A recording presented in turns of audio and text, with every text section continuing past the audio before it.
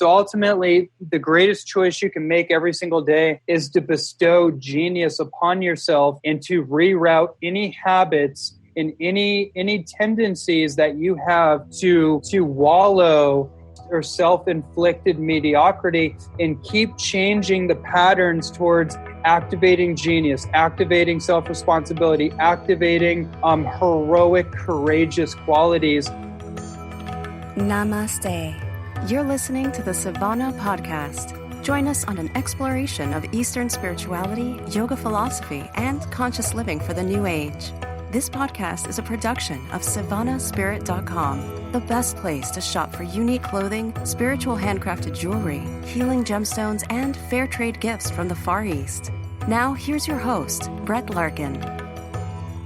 Hello, Savannah family. Welcome back. Thank you for all the love and support you give the show. Today, we're continuing our conversation with Ronnie Landis. He's an expert in holistic health and human potential. His work ranges from exploring the fringe of cutting-edge health science to a deep passion for helping people overcome long-held mental and emotional roadblocks so they can experience every area of their life at their full potential. He's also a public speaker and a published author of multiple books. We had an absolutely fantastic conversation with him on Tuesday's show, all about how discipline is actually freedom. So if you haven't listened to that episode, I really highly encourage you to check it out. And today we're continuing the conversation with a little bit of a different twist. We're going to be talking about the hero's journey. Some of you may be familiar with it, but Ronnie's going to walk us through step by step and explain to us how understanding Joseph Campbell's hero's journey can serve as a powerful catalyst for change in our own life. He's going to cover key plot points on the hero's journey and then share with us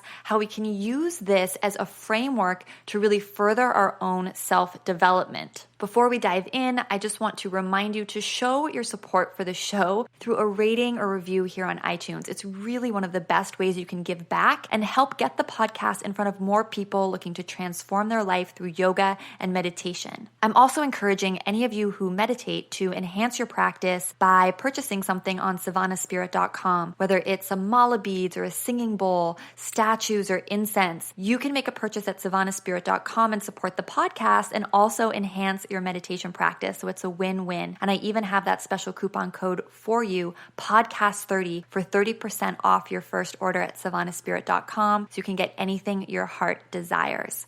All right, now let's dive into this week's episode.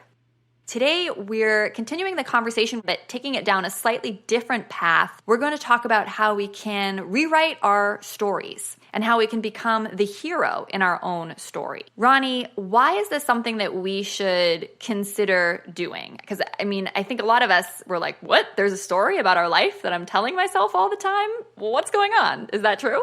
It's 100% true.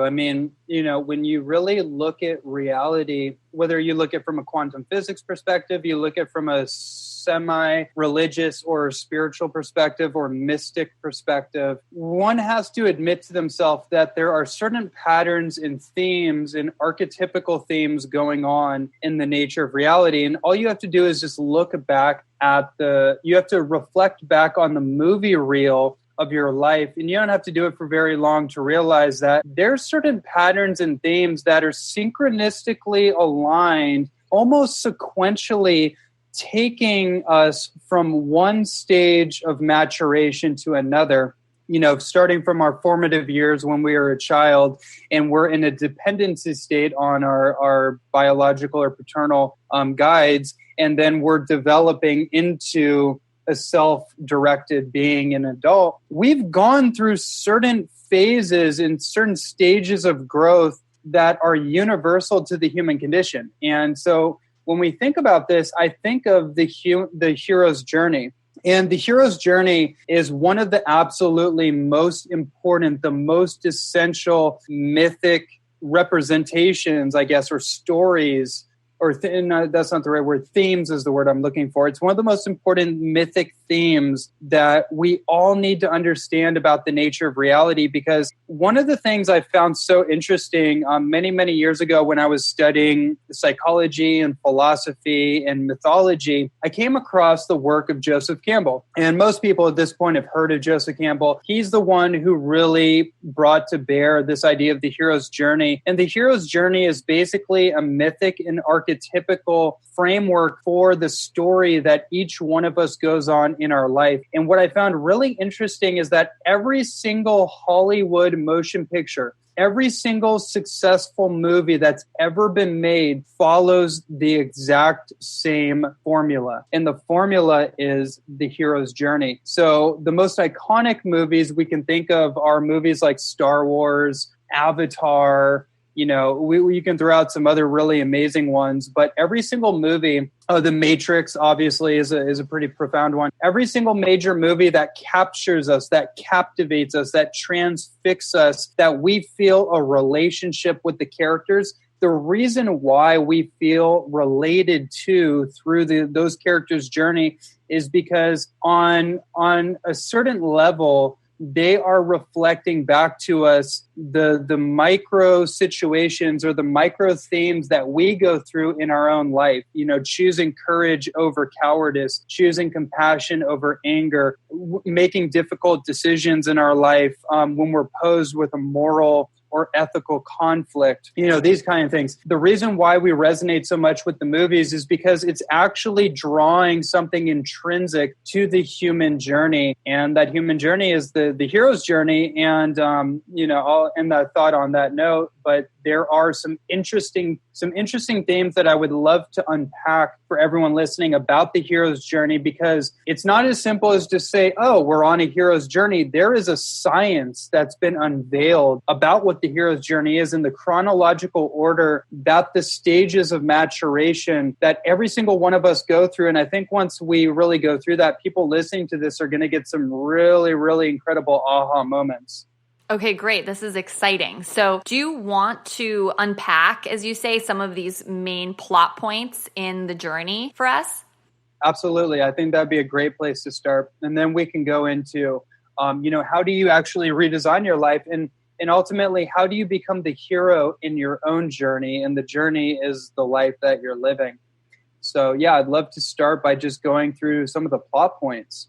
So the way Joseph Campbell came to this, he basically outlined it with three major themes, and then there's a lot of other plot points which we will lay out. There's about 12 stages of the hero's journey, and the three pivotal stages are the separation, the initiation, and then the return.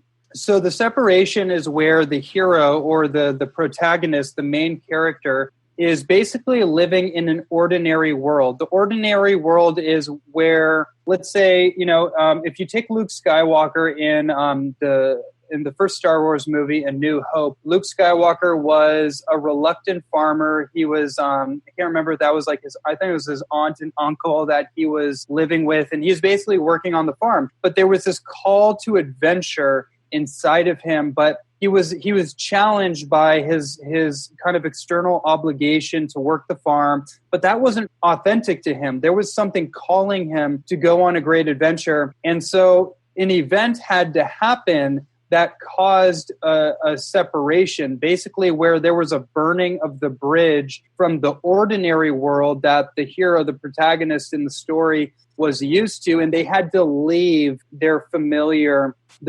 surroundings, go on what is the second stage is the call to adventure. So the first stage is the ordinary world. They're just living ordinary life as it has been. Then there's a call to adventure. And in the call to adventure, the hero's adventure begins when he or she receives call to action. There's something that happens. There's something that calls them to take action in a radically different direction. in Luke Skywalker's case, there was, his uncle and aunt's house was attacked by stormtroopers, and there was nothing, literally, he could not go back. So he had to move forward. And then stage 3, and the plot points here is so interesting how this has been completely scientifically mapped out. Stage 3 is the refusal of the call. So we think of the reluctant hero. There is a heroic quality, and this individual is about to go on the call to adventure, but there's a refusal to go because there's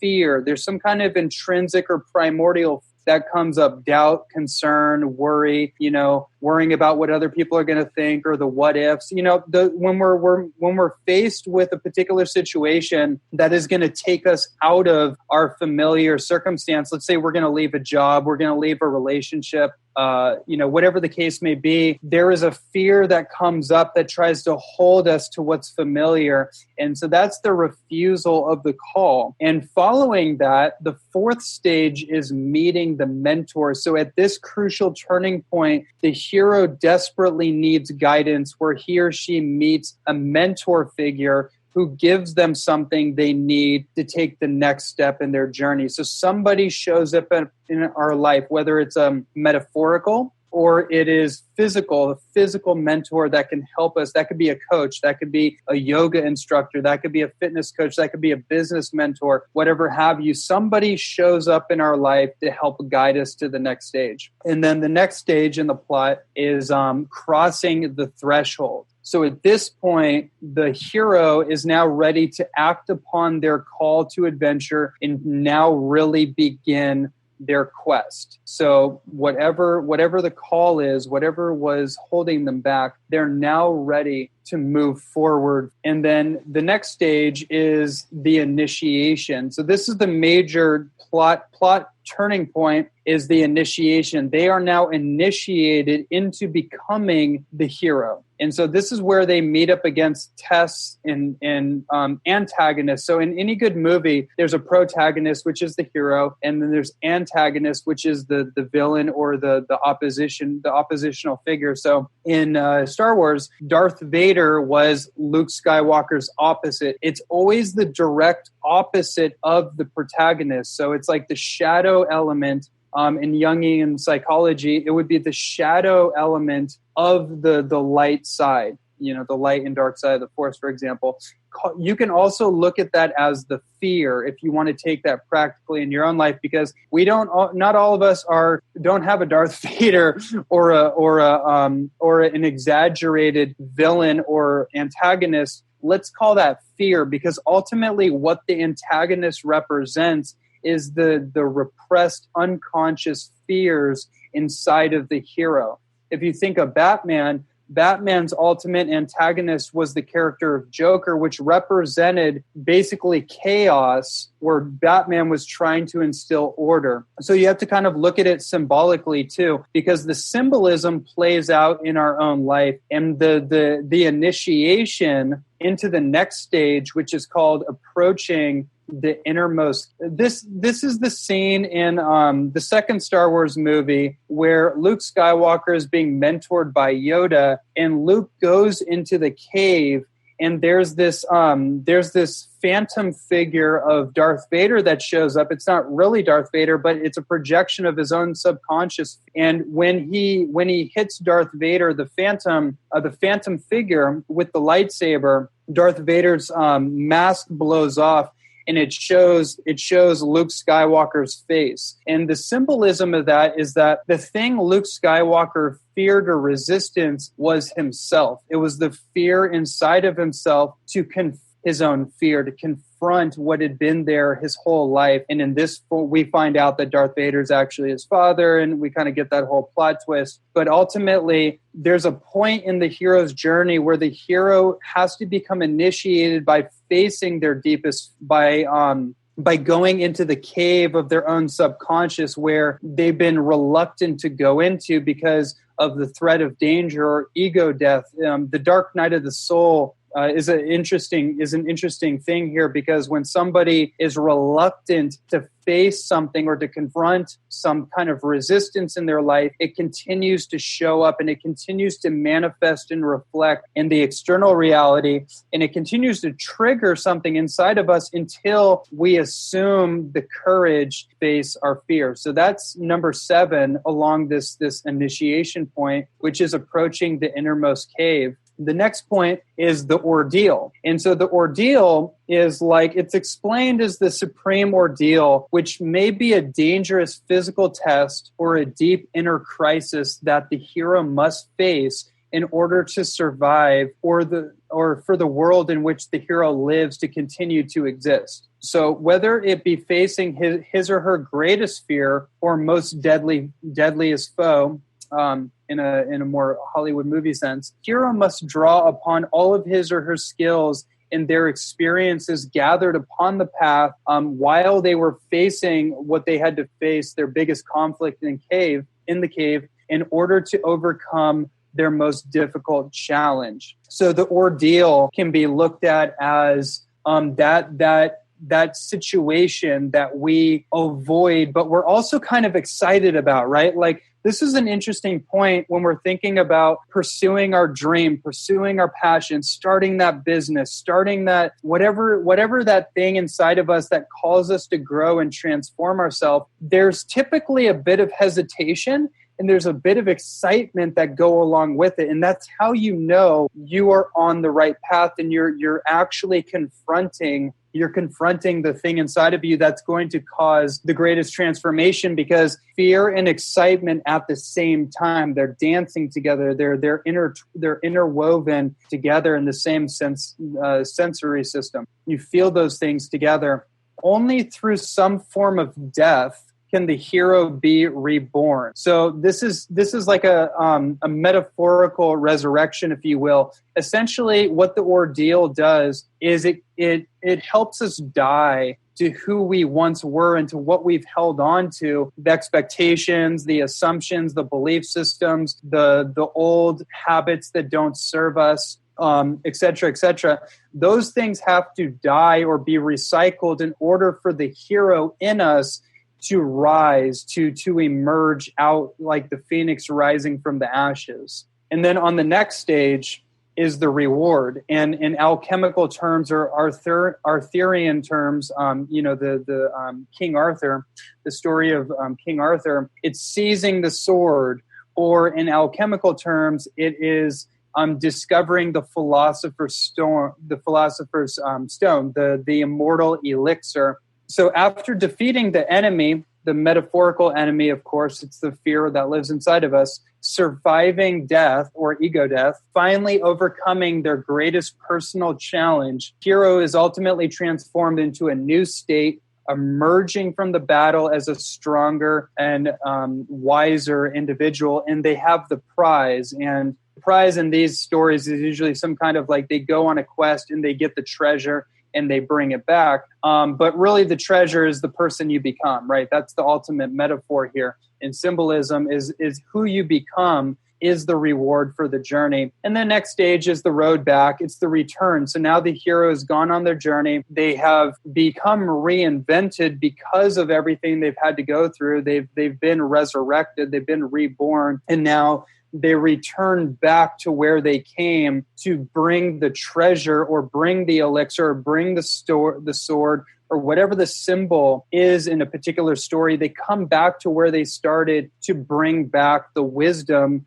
that they gained from their journey. And that, in essence, is the chronology, the chronological order of the stages that Joseph Campbell worked out in the hero's journey. And he came to this whole thing because he realized that he was a student of mythology, and he realized that every single mythological tale, whether it's Hercules or it's the great Roman or Greek mythologies or Asian mythologies or Western mythologies, every single one of them built within the storyline had this exact order of events that took place that he called the hero's journey. I love you sharing this because I think me and maybe many listeners have read or heard about it in the past, but it's so fun to hear you outline it piece by piece. I guess my next question is, how does this relate, or how are you working with people to help them make sense of this or figure out where they are in this journey in order to help fuel their self-development, to help maybe fuel their spiritual practice? Yeah. Well, it's one thing to explain the process or to watch a movie and get it, because that's being projected to us. So then it has to be internally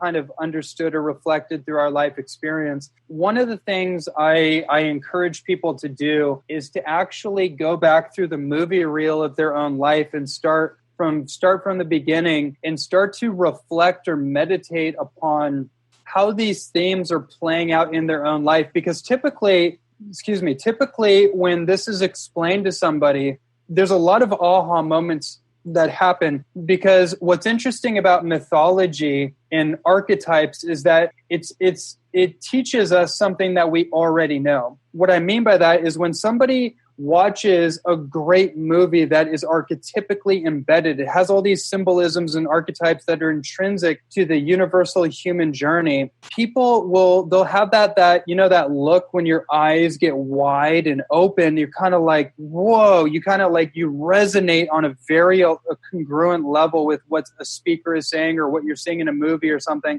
The reason is because you are realizing something that is intrinsic to you. It's like, on a soul level that what you're seeing or what you're hearing is absolute, unrefutable truth to your life experience, but you've never heard it in that way before. You've never ruminated on it. You've never thought about it. You've never actually looked at it before. But the moment you recognize it, the moment it is reflected back to you, an entire teaching is given to you. And it's hard to actually teach that kind of thing without somebody having that experience, which is why movies are so great for this. This is why, Star Wars is probably the most iconic movie series in the history of cinema, because it's so brilliantly outlaid what I think is so paramount and intrinsic to the human condition. So really for me, it's about helping walk somebody through their own life experience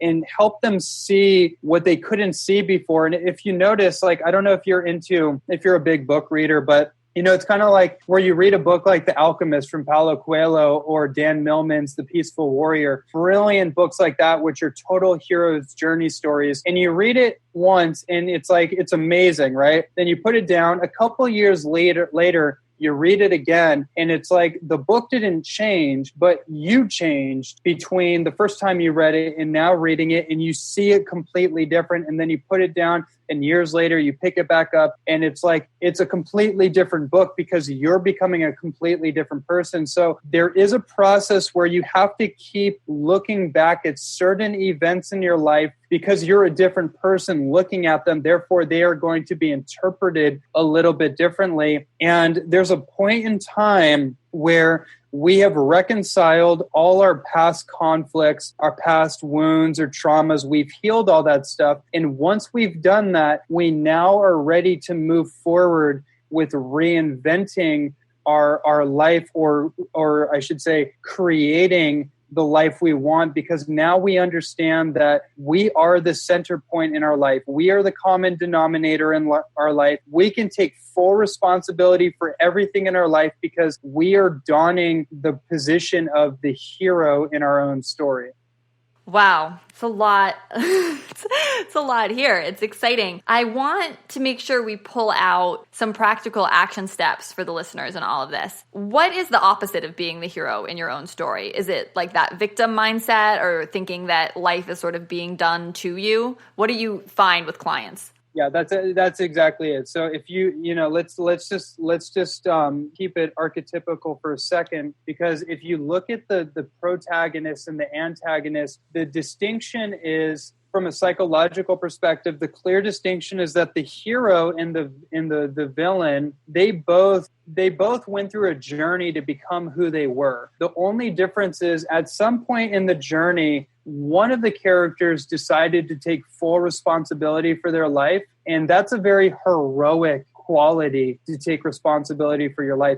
And the other character decided that they were a victim, that something was happening to them, and that they were not going to take responsibility for it, and they were going to actually rebel against the world or against the people that imposed upon them, right? They were victimized, so they took the other route and actually became the villain. That's classically how the villain is created. Is it's not usually somebody that born malicious or evil or anything. It's actually somebody that's deeply wounded and chose that life. They were at the effect of life, so they were going to make a power play and become the archetypical villain. And that's typically how those two paths diverge. So ultimately, the opposite of the hero is the victim, and where we actually can't take responsibility for anything in our life. Therefore, we either become a disempowered victim or an empowered victim. The empowered victim is like the control complex, where somebody is like hyper controlling.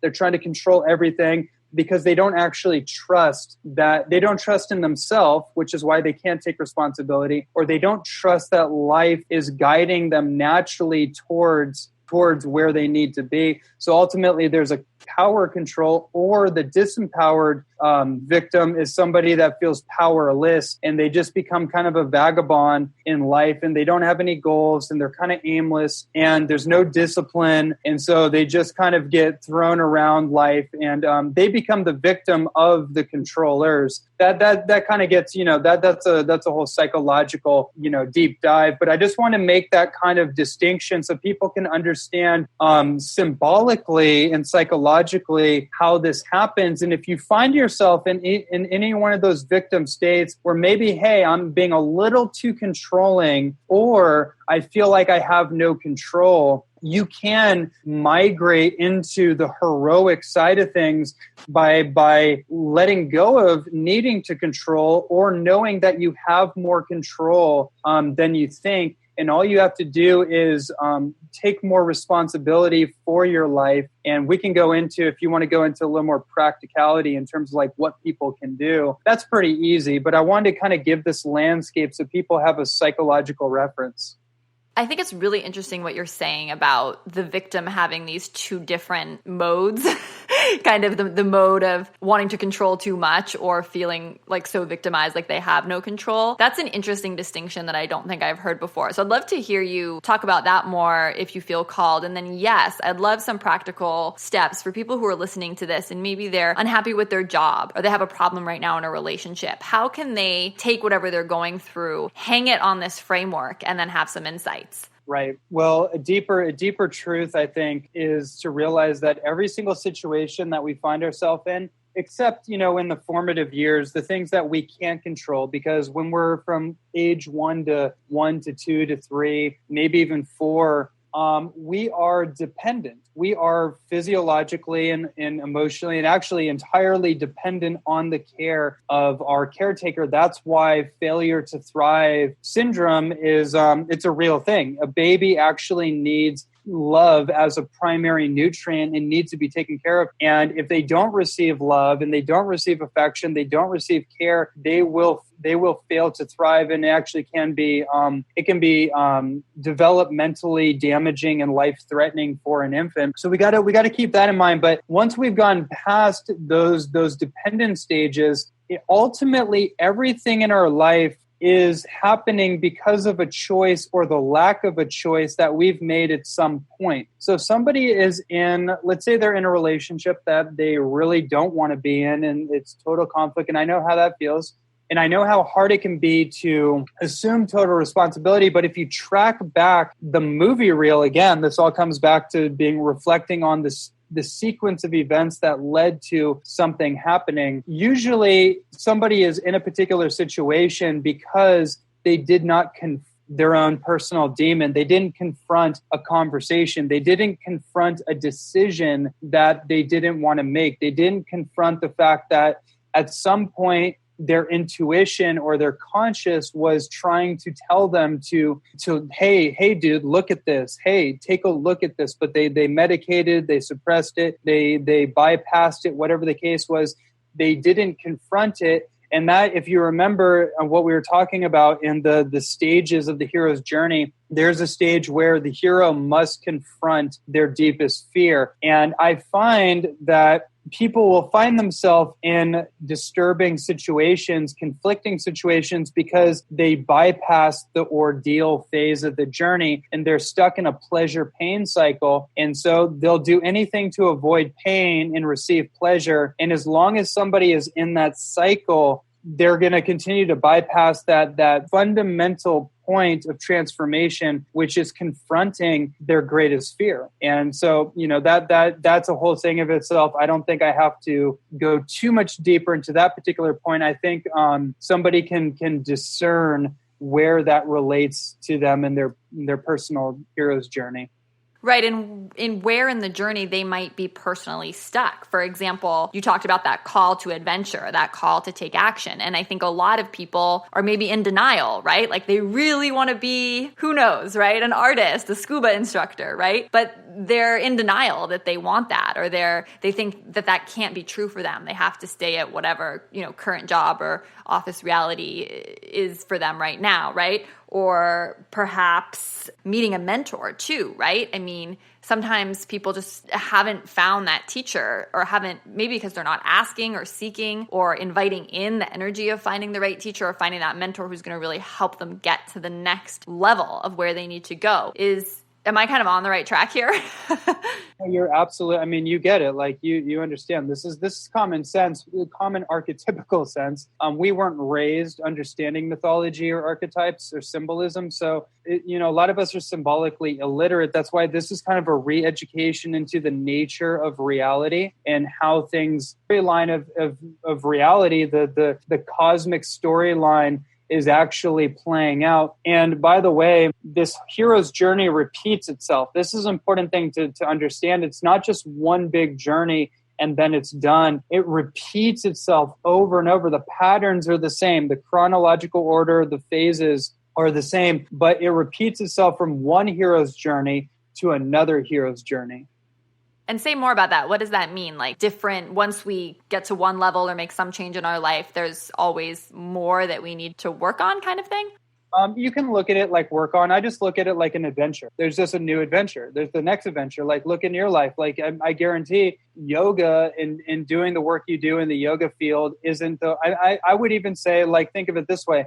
When you start, I don't know your life experience, but I can assume that when you started your yoga journey, it was a particular adventure in of itself. And then once you made it through that particular cycle, a new adventure kicked in. Like this podcast may have been its own adventure or a part of a bigger adventure in of itself. So there's different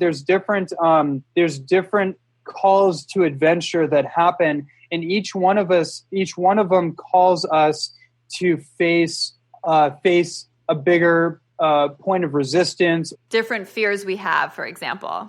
Because ultimately, it's just an adventure to transform. That's what the adventure is. It's a call to transformation. I like what you're saying. It's like we're not one Star Wars movie. We're like 80 Star Wars movies over the course of our lifetime. So tell me about some of these additional practical tips you wanted to share with listeners about this whole philosophy and concept. I think it's really fun. Okay, cool. So one of the things I think would be really helpful for people is to take this whole concept, take this whole idea, and then think of your life as it stands as an adventure. Your life, you are the hero in your journey. Now it's one thing to say that, but you're going to get amnesia when you wake up. You go to sleep, you wake up, you're going to be back in your life. We're going to have spiritual amnesia. We need things that actually are consistent reference points that remind us about what we've committed to. That's why we have a schedule, because it reminds us that we committed to going to work out in the morning or going to yoga or going to whatever, doing whatever the thing is, right? So we need to have that when we're reinventing our sense of self. One of the things I think is helpful is it's a two-step process. One of the things is, the first step is, I would encourage somebody to think of the top 5 people, whether they're mythic. I would say it in this sense. The top 5 people, whether they're alive, they're personal heroes of yours, they're iconic figures that you're inspired by, like Gandhi or Martin Luther King Jr. or a Mother Teresa or something, or those would be people that have passed on. So those would be iconic people that have passed on, or you can think of people that are still alive today.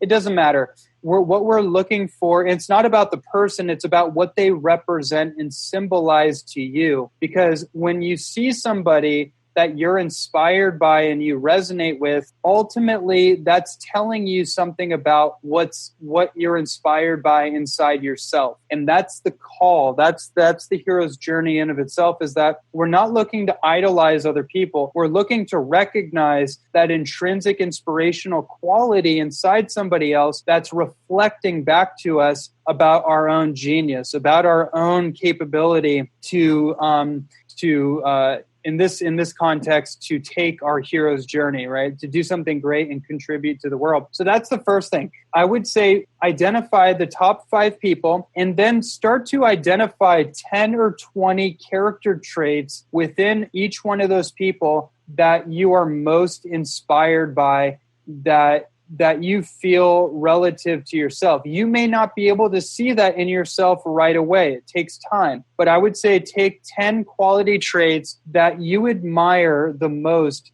in each one of those characters. You can do this on a whiteboard. You can put it on your wall. Get a standing whiteboard or just journal in your notebook. And then once you do that, I want you to look at all those qualities, and I want you to honestly look inside yourself and identify where inside yourself each one of those qualities exists. This is the first part.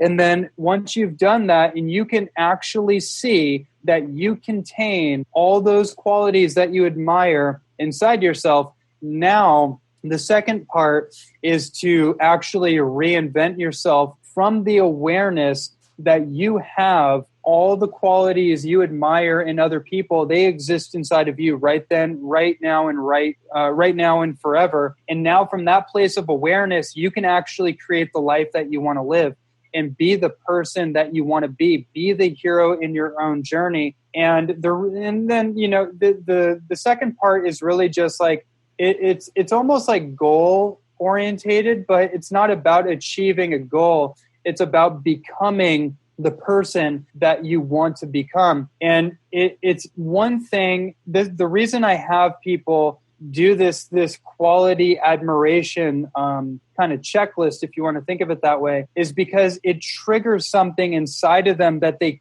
can't talk themselves out of, right? It catalyzes a transformative process. And it balances their mind so they can't actually disown the good qualities inside themselves. They can't project that onto someone else as if someone else has it and they don't have it. So they can't talk themselves out of being the hero in their own journey. They actually have to assume total responsibility, but not because they told themselves to, but because it came alive inside them. So that to me is one of the most powerful processes I usually walk a lot of my clients through. I love that. Very exciting journaling exercise, I think, for me and others listening. Were there any other tips like that or practical exercises you wanted to share with us before we wrap up? I think that there's a lot of things that can be said. I mean, I would just say, like, make sure that you take care of yourself. Take absolutely good care of yourself, because in order to be the hero in your own journey, you have to treat yourself like the hero in your own journey. So, you gotta think loving thoughts. You gotta have a meditation practice or some kind of reflective practice where you can reflect on what's the mission for today? What's the adventure for today? What do I need to do today? Because every hero has a mission. So you want to think in terms of, what is my mission for today? What is my call to action for today? What am I committed to today? Okay, awesome. So you got to think good thoughts. And then you want to be in a place of physical vitality where you got to treat yourself like a holy temple, right? It's one thing to go to church and to go to that form of holy temple, but your physical body is your holy temple. That's what they teach in yoga and many other sacred practices. So you don't want to desecrate your holy temple and treat it like a garbage bin. You've got to put in the right kind of fuel. And from my perspective, that would be all organic, high plant-based nutrition. So you stay light on your feet, your digestion is flowing, your brain is functioning optimally. You're in a high alkaline state, and you're feeling good. You're not weighed down by aches, pains, and chronic joint issues and digestive infections and things of that nature. You got to take care of the physical vessel through movement practice and through good nutrition, good sleep, meditation, and all that kind of thing. So, I mean, I feel like we've covered an incredible landscape, and from this point on, it's really just kind of common sense activities, stuff that I'm sure you talk about in your podcast a lot, stuff that I talk about in all of my work. It really comes down to self-love at the end of the day. It's like, there's a great quote that I'll end this thought thread on, which comes from one of my great mentors, his name's Walter Russell. He's long gone, but he was one of the great mystics of Western civilization. And he had a quote that says, mediocrity is self-inflicted, genius is self-bestowed. So ultimately, the greatest choice you can make every single day is to bestow genius upon yourself and to reroute any habits and any tendencies that you have to wallow in self-inflicted mediocrity, and keep changing the patterns towards activating genius, activating self-responsibility, activating heroic, courageous qualities. Keep going on those adventures, right? Keep going on Star Wars adventure after Star Wars movie adventure in your own life, right? Keep making those courageous choices to go on the call of adventure. And life will be the greatest laboratory. Your life will be your laboratory. It will teach you everything you need to know. Ronnie, it's been so fun chatting with you and having you on the show. How can listeners connect with you? What's the best place to find you online? Yeah, so people can go to my website, which is www.ronnielandis.net. I have another website, which is www.holistichealthmastery.com, which is my holistic nutrition certification program. And funny enough, we didn't touch on nutrition at all, but just so everyone knows, the last decade, my work in the world has been focused on holistic health, integrative and natural nutrition, alternative healing. And I have a holistic nutrition certification program called the Holistic Health Mastery Program. People can check out. It's an online course. And then, like I said, they can go to my other website, ronnielandis.net, to see all the other content that I put out there, and my podcast, the Holistic Human Optimization Show, which touches on all kinds of subjects related to holistic human optimization, just becoming the best version of yourself in every area of life.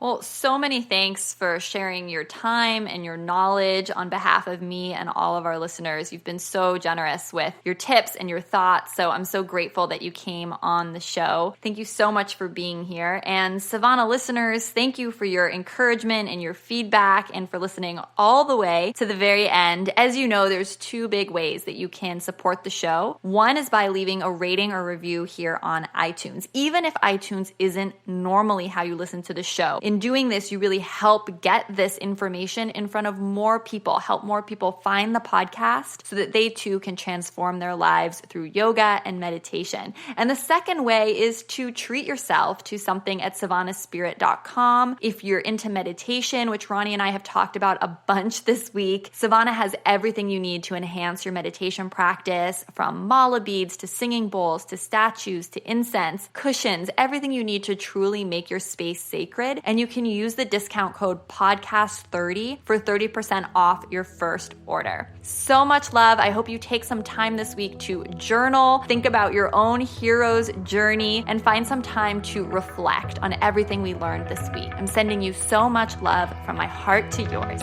Namaste. You've been listening to the Savannah Podcast. To find out more about Savannah, go to savannahspirit.com or follow Savannah on Facebook at facebook.com/Savannah Spirit. For daily inspiration, check out our blog at savannaeast.com. Be sure to join us next week for a new episode, and thank you for listening to the Savannah Podcast.